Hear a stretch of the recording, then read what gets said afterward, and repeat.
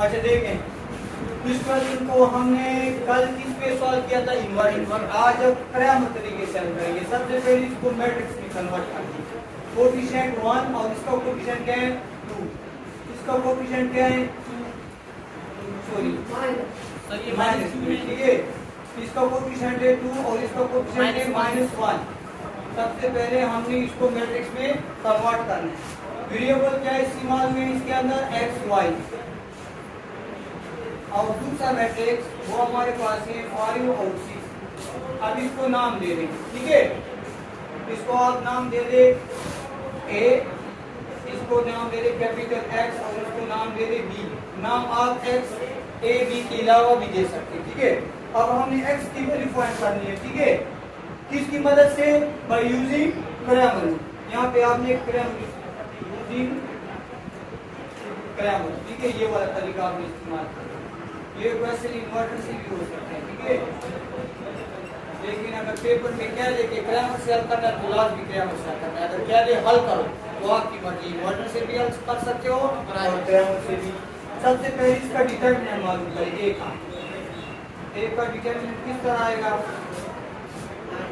इन दोनों को आपस में मल्टीप्लाई करें, -1 आएगा और -4 आएगा, और इन दोनों से -4 आ जाएगा, ठीक है। तो आपके पास -1 माइनस दर माइनस +4, तो आपके पास आ जाएगा 4 से 1 निकाल +3 आ जाएगा, ठीक है। अब आप ax बना लें। ax किस तरह बनाएंगे, यहाँ पे देखें, ये जो x की वैल्यू जो है 1 और 2 s के कोएफिशिएंट जो पड़े हैं उसको चेंज कर लो b के साथ, ठीक है। ये 1 और 2 उसकी जगह आपने लगाने 5 6 और ये उसी तरह रहने, ठीक है, उसको चेंज नहीं करना। अब इसका आपने क्या मालूम करना है, डिटरमिनेंट। अब इनको मल्टीप्लाई कर इसके साथ 5 आ जाएगा, माइनस इसको इसके साथ मल्टीप्लाई करो -12 आएगा। अब हल करो इसको, 5 माइनस अभी माइनस प्लस बन जाएगा और इससे आ जाएगा 17। सर ये -5 है। आज तो ये -5 है, ठीक है। अगर वो 12 से अगर 5 निकाले तो कितना बन जाएगा 7 बन जाएगा, ठीक है। अब इसके बाद आपने ay मालूम करना है। ay किस तरह मालूम करना है, ये y के जो कोएफिशिएंट हमने लिखे थे -2 और -1, इसको इस b के साथ क्या कर लेते हैं, 1 और 2 इसी तरह लिखते हैं और 2 - 1 की जगह 5 6 लगा देते। अब इसका डिटरमिनेंट मालूम करें, ay का अगर मैं डिटरमिनेंट मालूम कर लूं, इसको मल्टीप्लाई करो 6 माइनस और 2 को 5 की तरह मल्टीप्लाई करो 10 -4 आएगा, -4 आ जाएगा, ठीक है।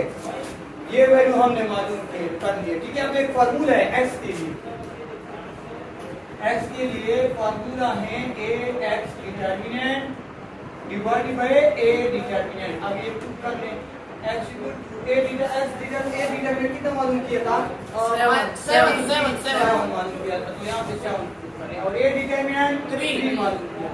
तो हमारे पास x की वैल्यू क्या बनी, 7/3। अब दूसरा फार्मूला है y equal to ay determinant divided by a determinant.